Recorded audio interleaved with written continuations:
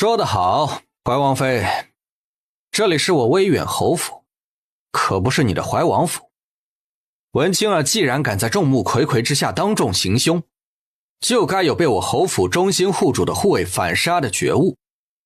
今日之事，不用怀王妃要求我侯府给你个交代。明日早朝，我自会上奏皇上，请皇上圣裁，还我夫人一个公道。娘，你没事吧？我能有什么事儿？你娘啊，虽然10几年不曾练过武了，但底子总是在的。就文清这样的，你娘啊，我一脚能踹飞10个。倒是你媳妇儿应该是吓着了，你瞧这小脸儿啊白的，你快点带她回去吧，让陆老给她看看，开个安神的方子，好好睡上一觉。夫君，我好怕，文清儿她要杀我，一次不成还想再来一次。张颖为了救我才杀了她的。不怕，夫君在呢。走吧，我们去找陆老看看。岳父大人，希儿受了惊吓，小婿就先带她回去了。失礼之处，还请岳父大人多担待。无妨无妨，希姐要紧呐。娘，那儿子就先带希儿回去了。回吧回吧。怀王妃看着从凄厉嚎哭到抱着文清儿的尸身哭得寂静无声的自家娘亲，再看看装模作样的侯夫人和宁妍希，以及宋清燕相携着离去的背影，她宽大衣袖中隐着的手紧紧握拳。宋清燕、宁妍希，本王妃与你们势不两立，不死不休。文家怕是不会善罢甘休了。今日除非留下文家姑娘，否则这梁子咱们与文家都是结下了的。文家无所惧，说到底是怀王妃难缠了些。不过主子，侯爷来了。让他进来吧，瞧瞧，迫不及待了。我有些乏了，你们父子聊吧。父亲。坐吧。父亲，前院的事儿您想必已经知晓了。儿子以为这事儿怎么说也是文家没了个女儿，您该劝劝那聂，劝劝燕哥不要把事儿再闹大了才是。父亲，虽然这事儿咱们家占理，可怎么说怀王妃也是皇亲国戚，圣上在宠燕哥，难不成还能疼爱他超过自己的儿子和儿媳呀？儿子也是为了他好，莫要仗着圣上的几分恩宠便不知所谓，到时候给咱们侯府惹出大麻烦来。宋不遇，红的我不与你多说，说了你也听不进去。我只告诉你一件事，这侯府莫说我还活着，即便是我死了，侯府的爵位也永远不会由二房承袭。父亲，行了，你别说了，我也不想听，滚吧。你出去，谁让你自作主张去给那孽女撑腰的？你打我，宁浩清，你凭什么打我？月儿受了这么大的委屈，我这当娘的难道不能去为她撑腰，不该去为她撑腰吗？他若不是只想着看希姐儿的戏，也不会沦落到如今的下场。你莫把我当傻子，以为我什么都不知道。今儿的事儿已成定局，我也不与你去计较。但若再有下次，你胆敢背着我以伯父的名义在外得罪人，别怪我不给你脸。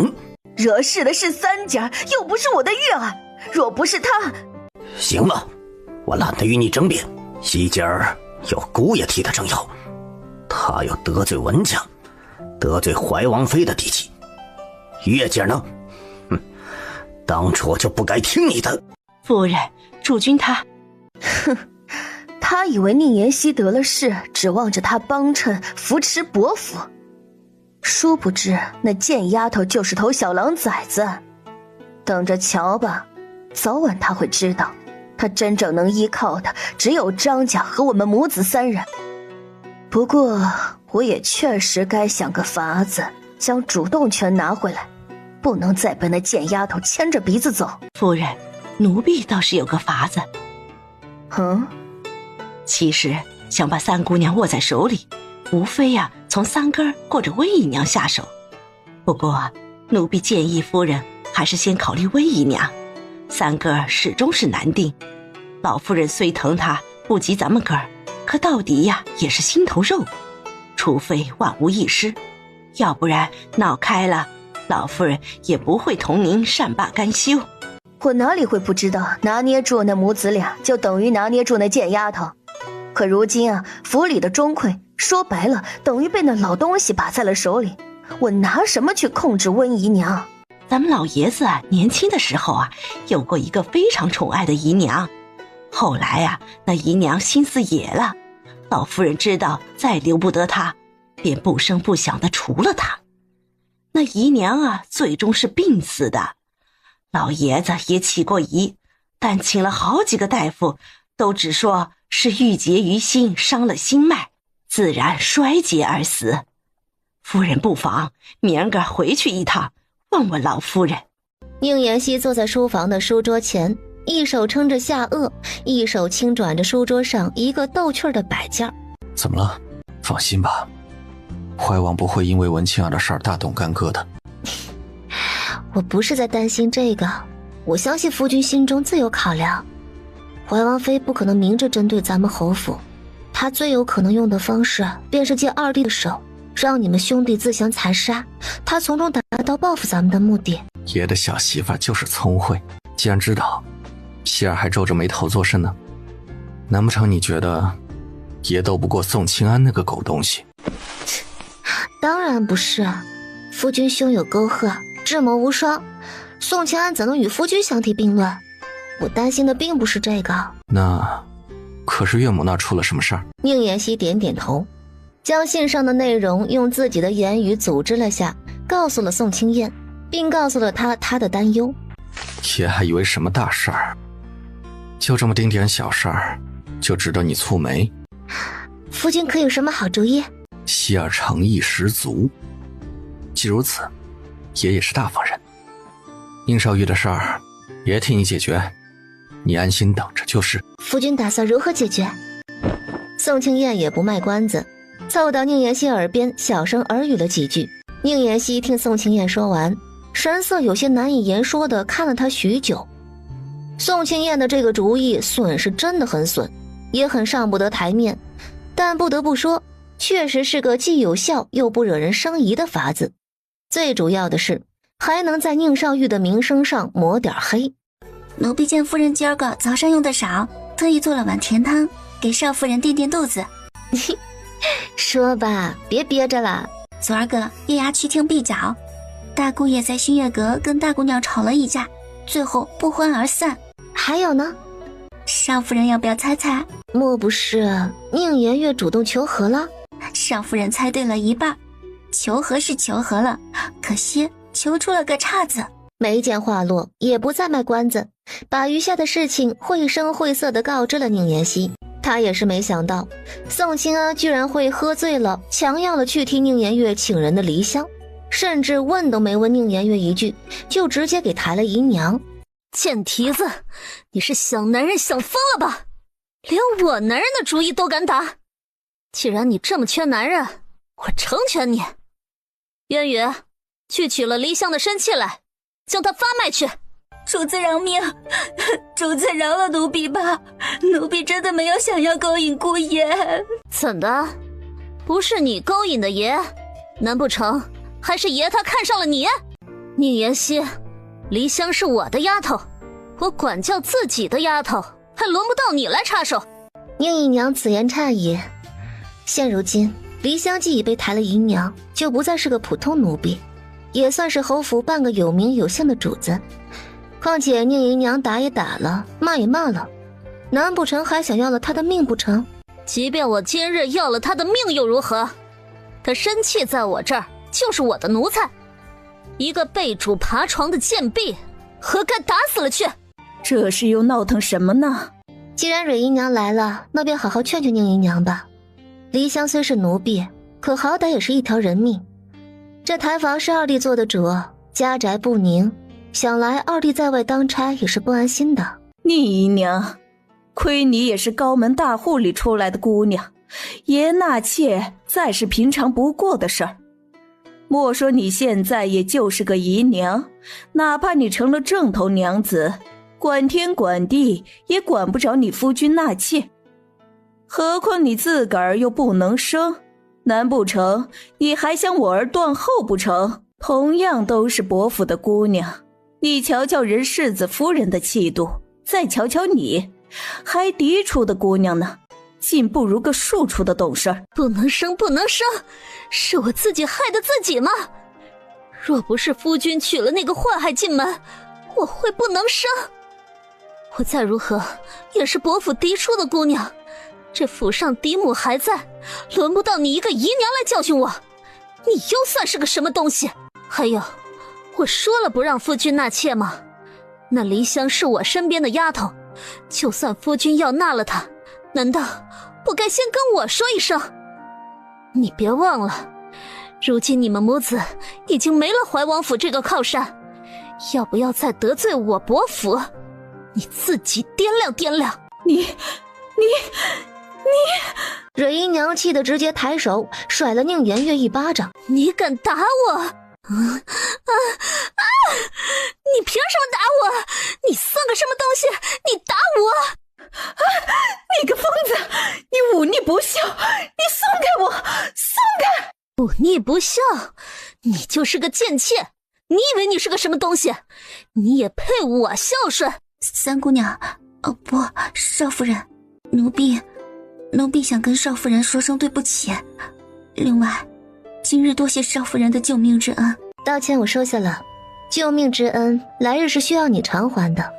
不过在此之前，你还是先想想怎么让自己好好活下去吧，别浪费了我救下你的这条命。少夫人，还请少夫人给奴婢指条活路，这份恩情，奴婢将来粉身碎骨也定会报答。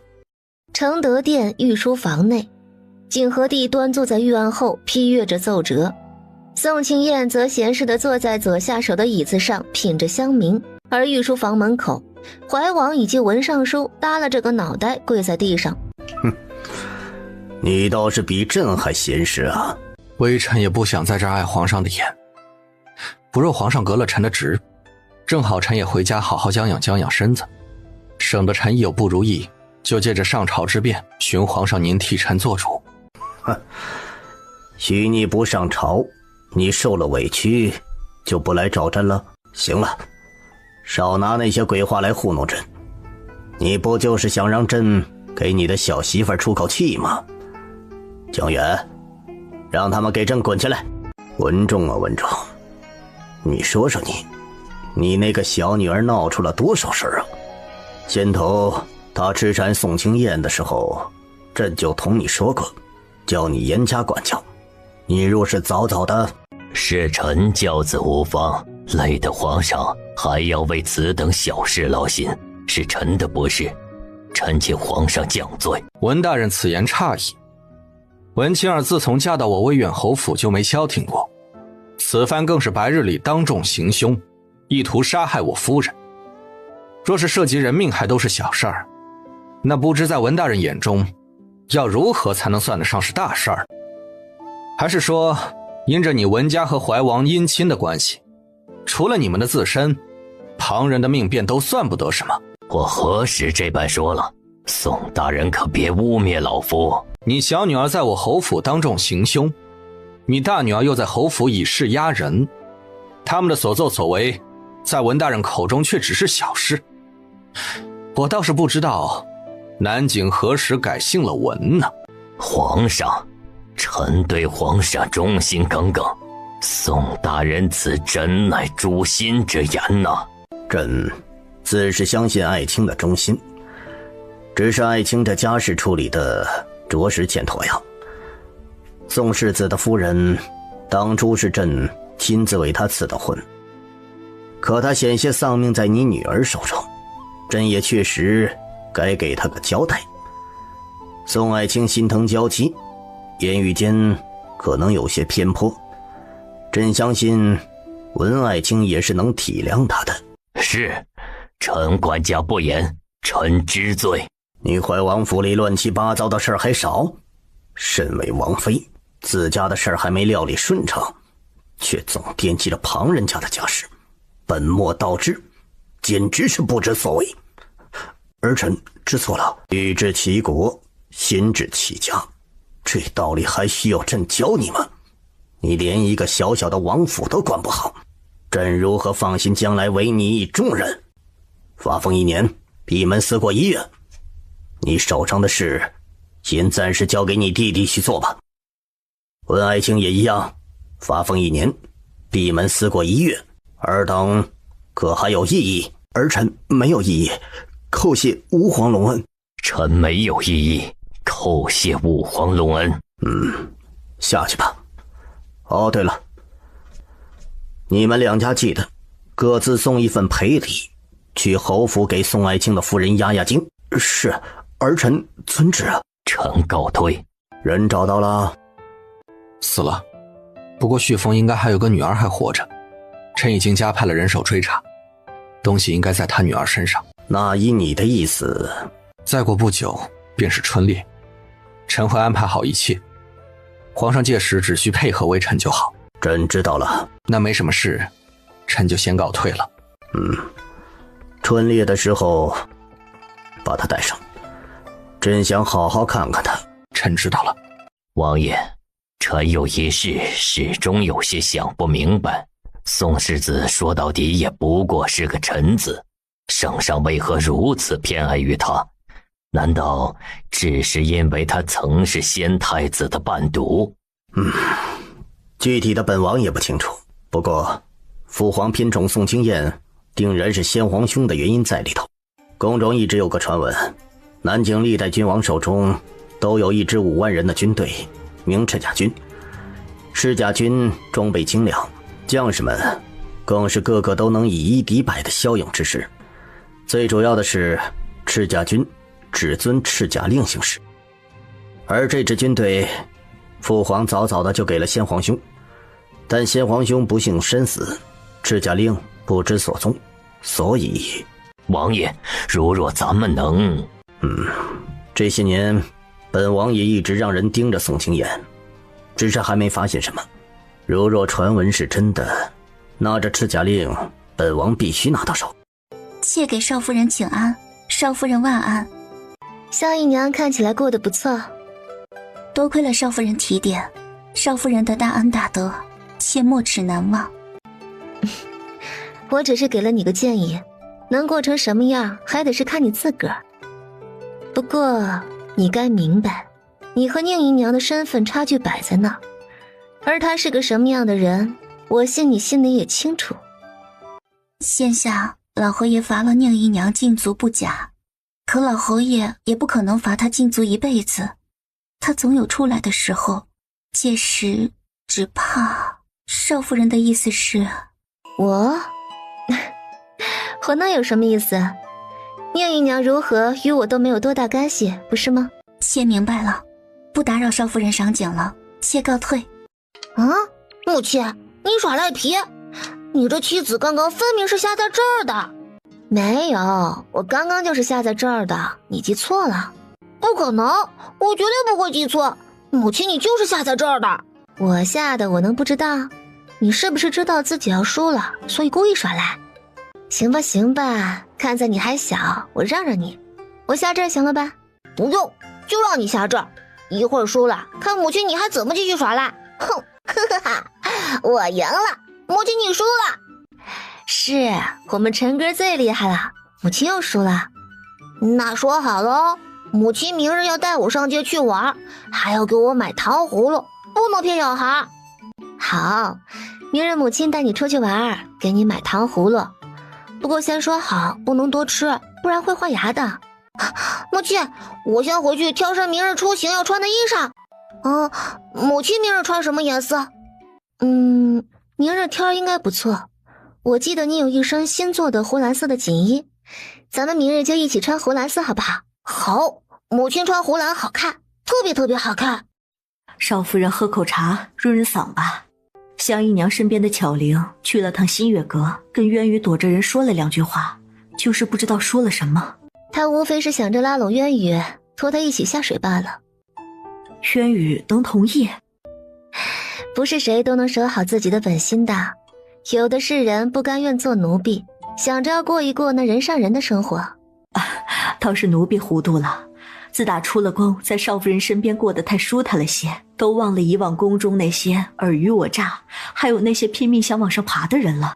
想烫死我吗？怎么的？离香被主爬了床，你也想去爬主子的床，是不是？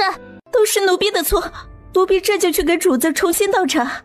贱婢，你这是什么表情？一副受了天大的委屈模样。别以为我不知道，离香背了主，你的心也跟着野了。我告诉你，只要我还活着一天，你们就别痴心妄想着想跟我平起平坐。至于离香人，真以为爷能护她一辈子？咱们走着瞧，我定要她为爬了爷的床付出代价。还愣着做甚？还不去重新沏杯茶来？你是想渴死我吗？我死了，你也得跟着陪葬。渊羽姐姐，我今儿个特意备了些好酒好菜，咱们姊妹好好说说话。这一杯我敬渊羽姐姐，以前不懂事，如果有做得不好的地方，还望渊羽姐姐莫要跟妹妹计较。你如今真是不一样了。说真的，我挺嫉妒你的。咱们都是主子身边的大丫头，往日里主子也听我的多过听你的。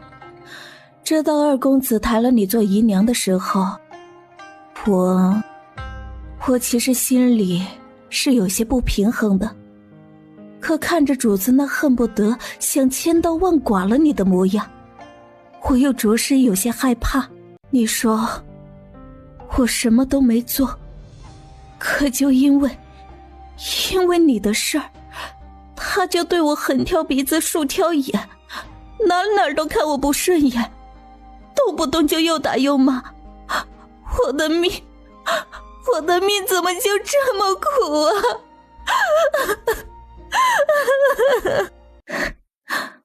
我就是忍不住的想跟你吐吐苦水，你可别笑话我。瞧你这话说的，在这府里要说我最亲近的人，难不成除了姐姐你还有他人？我们都是命苦的人，也没能投个好胎，也没能得个好的主子。不过人的命都掌握在自己手里，我如今经了这么一番，也算是想明白了，这命啊还是得靠自己去争。既然都是姐妹，你也别跟我打什么哑谜了，有话不妨直说。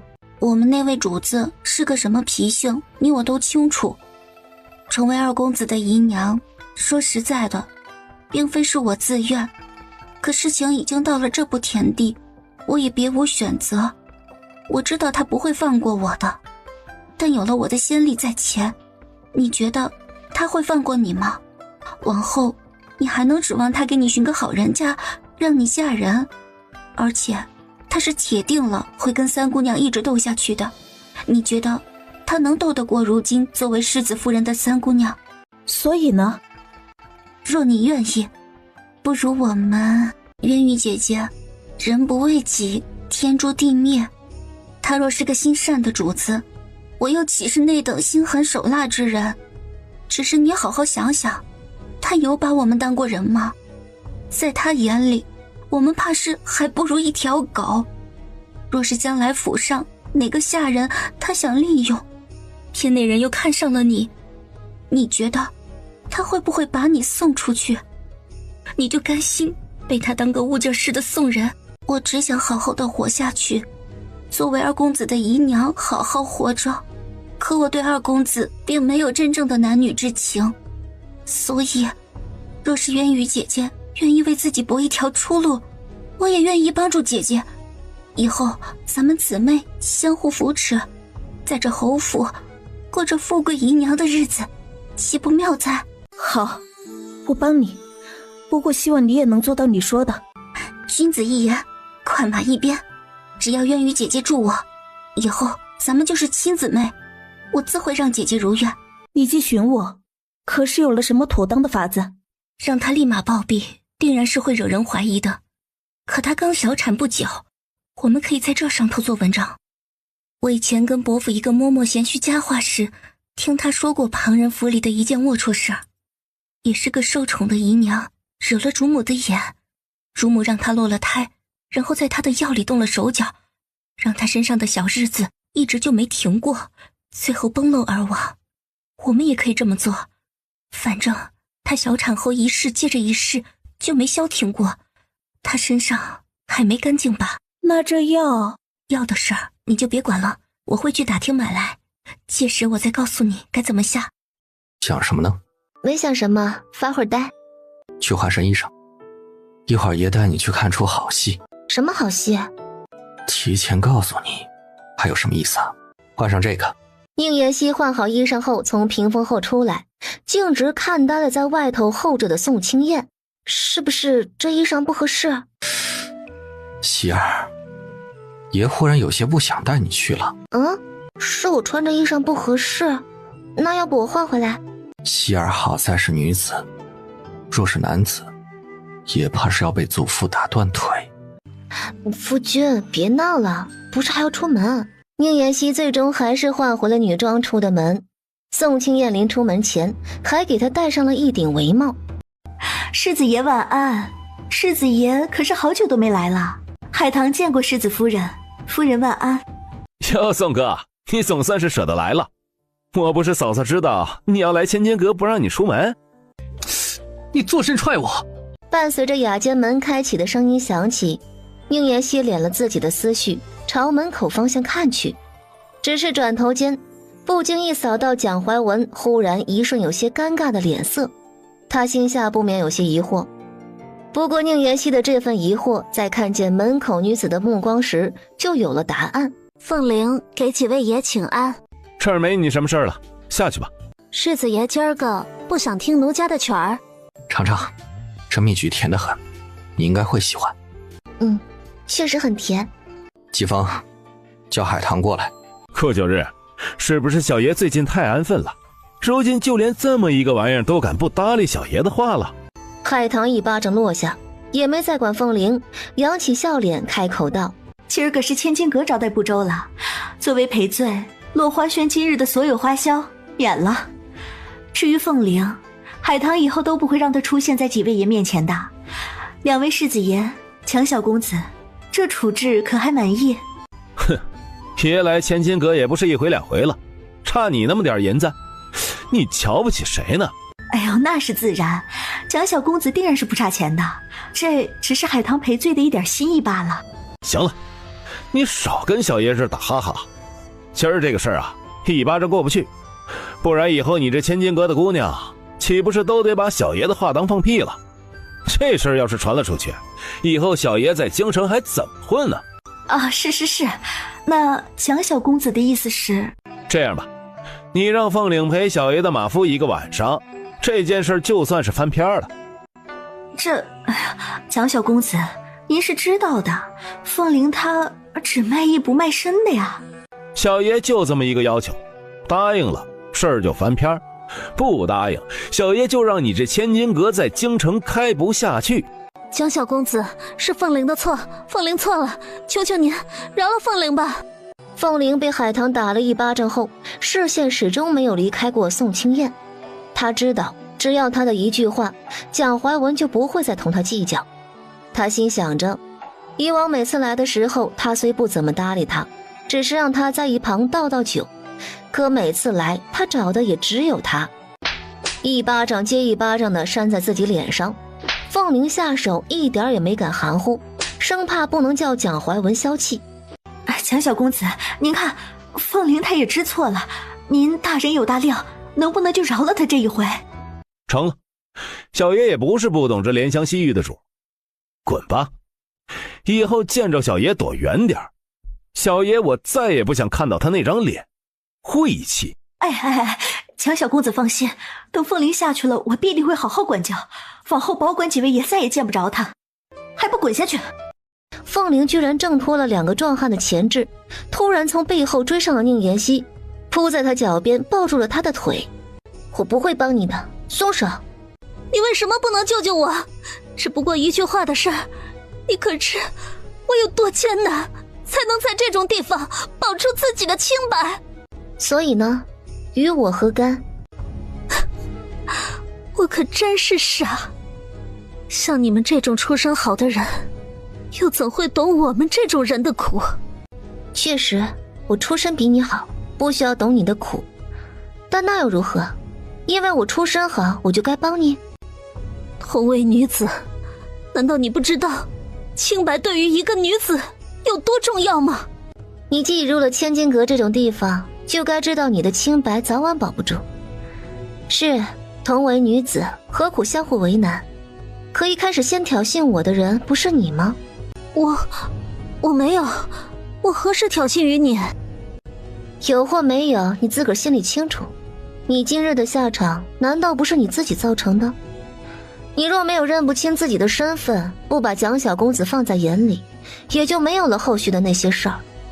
你无非是觉得你在宋清叶心里有着些许不同，所以才敢这么干。或许当时的你还在想着要给我这个正室一个下马威。既做了选择，难道你就没有想过后果？人总要为自己的选择付出代价的。今日花灵姑娘众望所归，成了我千金阁新一任的花魁。在此我宣布，下面开始拍卖花灵初夜的环节。终于要拍卖了，老子都等一晚上了，早就等不及了。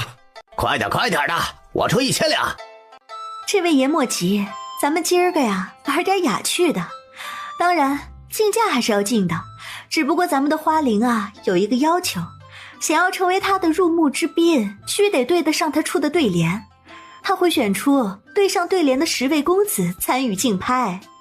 诸位贵人，花灵在此处献丑了。青山不老，人常在。这对子也不难嘛。我，花灵姑娘选我来对。不知花灵可有幸能请公子试一试？宁兄，美人相邀，岂能辜负啊？就是啊，如此佳人，若能春风一度，岂不快哉啊？绿水长流，情永存。青山不老，人常在。绿水长流，情永存。青山对绿水，不老对长流，人对情，常在对永存。好啊，好啊！确实是好，人常在，情永存，能不好吗？你们瞧瞧，人花灵姑娘这媚眼泡的，哎呦，宁兄，今儿个你有艳福了。什么人常在，情永存？不过一个出来卖的，一个出来买的，搞得要跟八抬大轿明媒正娶似的，磨叽个什么玩意儿？赶紧的吧，还不是最后要看银子才作数。哪怕是桩买卖，也得说个你情我愿。这位公子莫不是仗着自己有几个臭钱，就想要强买强卖？是，本公子今儿个还就是要强买强卖了。宁世子，你又当如何？你什么时候跟曲泽涛玩一块去了？我怎么不知道？不求日，这说明什么？说明什么？这说明你忽视了小爷，压根儿就不关心小爷这个兄弟。得了吧你哪次被你娘关禁闭不是我去救的你？成吧，算你有良心，小爷我平日里没白疼你。去，什么乱七八糟的？你还没回答我呢，你什么时候跟曲泽涛混一块去了？还不是宋哥成了婚就变了个样，你又定下了未婚妻，没那么多时间陪我了。我娘就觉得成家立业能让人变得稳重，这就给我安排了个相亲的。好巧的是，正好这曲泽涛也被家里人催着相看呢。这更巧的是，我娘跟他娘啊看上了同一家的姐妹俩，相看都约在了同一日。这不是我跟他一起翻女方家的院墙逃跑的时候遇上了，我俩就一起去喝了顿酒，这不就熟悉上了。真有你的，怪不得上次你娘关你禁闭，我问你怎么回事，你给我支支吾吾的。宁兄，同为伯府世子，你怕他作甚啊？难不成你忍心花灵姑娘被曲泽涛这么个纨绔给祸害了？是啊，我可是听说这曲世子有些特别的爱好。这事儿我倒是也听说过，不过人云亦云的，倒也未必可信。空穴来风那未必是假。总之啊，今儿咱宁兄可不能夺了永平伯府的威名。哎，李兄说的对，此番已不是简单的男人之争。若是叫屈世子得了逞，往后说起两家伯府，岂不都要说一句永平伯府不如曲阳伯府？花灵初次入墓之边，拍卖价500两银子，每次叫价不得低于100两。1000两，1100两。呀，宁世子不是人常在，情永存。怎么，这一份感天动地的情谊，在你眼里就值加100两？15000两，15500两，37500两，38000两，5万两。宁世子大手笔，本世子算是见证了宁世子对花灵姑娘的情深意重了。真不愧宁世子那对子所言，人常在，情永存。这份情，本世子可比不了。5万两啊！怎奈本世子囊中羞涩，既然如此，本世子也不得不成人之美了。本世子衷心祝贺宁世子抱得美人归，春宵一刻值千金。本世子就不耽误宁世子和美人快活了。你觉得呢？顾旭他有可能会拿青灵姑娘为妾吗？顾旭或许不会替他赎身拿她回府，但往后他在千金阁亦不会太难过，至少顾旭不会让他再接客的。若是希儿想，世上不幸之女子犹如过江之鲫，救得了一个也救不了所有。我只是忽有所感，并没有旁的意思。希儿，为夫想夫君，你又没个正形。希儿，夫人，娘子，好不好嘛？啊，换上再给为夫看看。宁妍希经不住宋清燕的缠磨，最后还是换上了那一身男装。宋清燕坐在床沿，看着换上男装后的小娇妻，眼底暗欲汹涌。公子这是做事，还请快放开在下。进了爷的房，入了爷的怀，还想让爷放开你？夫君，你今日不上朝？今日休沐。希儿，乖，别吵，再陪为夫睡会儿。希儿，爷困。吵醒你了，夫君继续睡会儿吧。希儿陪爷一起再睡会儿。伯府来人了，说是我祖母想念我了，请我回去一趟。爷陪你一起去。